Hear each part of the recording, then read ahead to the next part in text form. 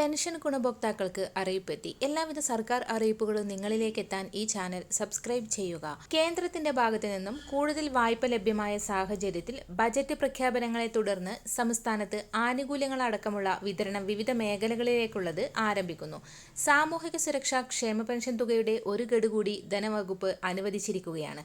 ഈ മാസത്തെ പെൻഷൻ വിതരണം അവസാന ഘട്ടത്തിൽ എത്തി നിൽക്കെയാണ് സംസ്ഥാന സർക്കാരിന്റെ ഏറ്റവും പുതിയ കുടിശ്ശിക വിതരണ അറിയിപ്പ് പുറത്തു വന്നിരിക്കുന്നത്. വരാൻ പോകുന്ന തിരഞ്ഞെടുപ്പുകൾ കൂടി മുൻപിൽ കണ്ടുകൊണ്ടാണ് സർക്കാരിന്റെ തിരക്കിട്ട നീക്കം. പെൻഷൻ ഗുണഭോക്താക്കൾക്ക് ഒരു ഗഡു ക്ഷേമ പെൻഷൻ കൂടി അനുവദിക്കാൻ സർക്കാർ തീരുമാനിച്ചു. നിലവിൽ 3 ഗഡുക്കളാണ് കുടിശ്ശികയുള്ളത്. അതിൽ ഒരു ഗഡു ആണ് അനുവദിച്ചിരിക്കുന്നത്. ഇതോടെ പെൻഷനും അതോടൊപ്പം തന്നെ ഒരു ഗഡു കുടിശ്ശികയും ചേർത്ത് 3200 രൂപയായിരിക്കും ലഭിക്കുക.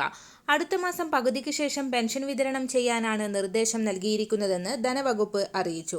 ഇതിനായി 1800 കോടിയോളം രൂപ വരും. കേന്ദ്ര നയങ്ങൾ മൂലം സംസ്ഥാനം നേരിട്ട രൂക്ഷമായ ധനഞ്ഞെരുക്കത്തിന്റെ ഭാഗമായി കുടിശ്ശികയായ ക്ഷേമ പെൻഷനിലെ ഒരു ഗഡുവാണ് ഇപ്പോൾ വിതരണം ചെയ്യുന്നത്. അവശേഷിക്കുന്ന 2 ഗഡു കുടിശ്ശിക ഈ സാമ്പത്തിക വർഷം തന്നെ കൊടുത്തു തീർക്കാനാണ് സർക്കാർ ആലോചിക്കുന്നത്. 5 ഗഡുക്കളാണ് പെൻഷൻ ഇനത്തിൽ കുടിശ്ശികയായിട്ടുണ്ടായിരുന്നത്. ഇതിൽ 2 ഗഡുക്കൾ കഴിഞ്ഞ സാമ്പത്തിക വർഷം തന്നെ വിതരണം ചെയ്തു. സംസ്ഥാനത്തെ 62 ലക്ഷത്തോളം ഗുണഭോക്താക്കൾക്കാണ് ക്ഷേമ പെൻഷൻ ലഭിക്കുന്നത്.